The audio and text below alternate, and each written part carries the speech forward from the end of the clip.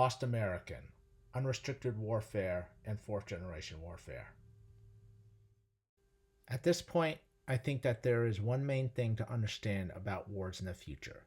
Technology will be the main element of those wars, but it will not be the end all. I guess you could say that technology will be the means to an end. It will not be the end in itself. In Unrestricted Warfare, the authors argue that the US has focused too much on technology. The so called military revolution is nothing but a technological revolution. Instead, the authors believe that technology is only a first step in the military revolution. A big point that the authors make is that the US believes the nation state is the main threat to its national security. At this point, I'll say again that Unrestricted Warfare was written in 1999.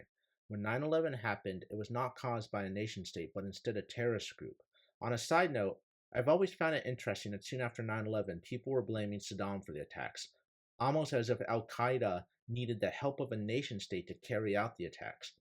At the time, a nation state was seen as the main threat to the US. A nation state is not the only threat to threaten a state's national security. As I've mentioned, Al Qaeda was a threat to the state. The drug war could be another. Look at the resources that it took to bring down Pablo Escobar, the Colombian drug lord. Psychologically disturbed individuals could also be a threat to the state. Ted Kaczynski is an example here. These non-military people could do as much damage to a state as a traditional military could. There is no uniform in the US military that could possibly counter every type of threat. There is no amount of technology that could keep us 100% safe. At this point, I think it'll be kind of good to pause and look at another article that talks about the future of warfare. This article is called The Changing Face of War into the Fourth Generation. It was written in the late 1980s by William Lind, I think I'm saying that right, and others. This article gives a perspective of how war may evolve over time. I will say that I know that William Lind is considered out there by some, well, I should say many, and I may do a video soon that challenges his ideas. But what I've read so far in Unrestricted Warfare really made me think of this article. I'm not sure what year it was when I first learned about fourth generation warfare. I may have been in my senior year at college in 2003 to 2004, or it may have been when I was at the basic school in the Marines. My memory is not 100% clear here. However, I do know that once I heard about fourth generation warfare, I was intrigued by it.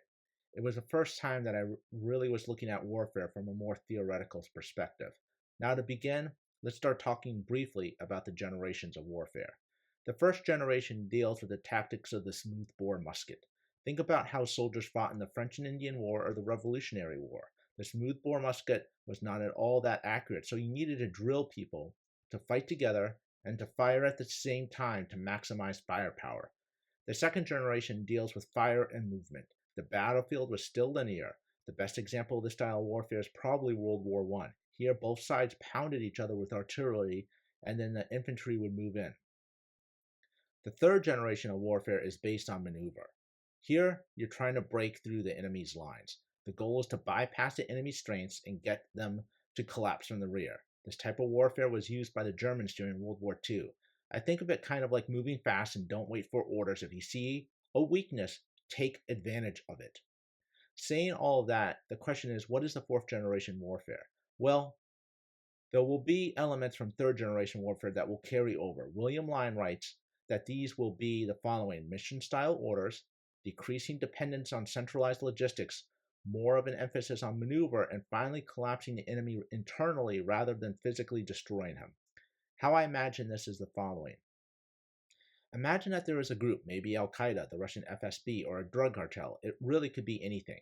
Your imagination is the limit here. This group comes up with a plan to disrupt the US. They will form small cells which do not know of the other cells, nor do they fully know their missions. Some of these cells will be sent to do small bombing. Other cells may be guided to form political groups in the US that make the American people lose faith in their government. As these groups operate, they rarely communicate with higher headquarters. They may actually never communicate. They have their own missions and provide for their own logistics. If any opportunity presents itself to disrupt the US, they take it. How they disrupt it could be just about anything. Anything to make the American people start to lose trust in the US government and its institutions. Okay, this next part may not be clear in what I'm trying to get across. I'll do my best to explain, but I'll lead by saying that I'm not sure if my argument is sound, so here we go. One could argue that fourth generation warfare does not really need technology, but technology does help things. For example, Martin Luther posting his 95 Theses tore Europe apart. This required the printing press, but one could argue that a massive letter writing campaign led by agents of the FSB could do a similar thing in the modern US. Now, yes, the printing press was revolutionary technology at the time that allowed Martin Luther's ideas to spread across the continent. Modern technology allows for ideas to spread quickly. The main point that I'm trying to make here is that technology should not be the ends. Instead, it should be a means to an end. That's what I believe is being argued in unrestricted warfare, with the US never truly having a military revolution after the Persian Gulf War. Technology was treated as an end and not how one uses technology to impose their will on someone else.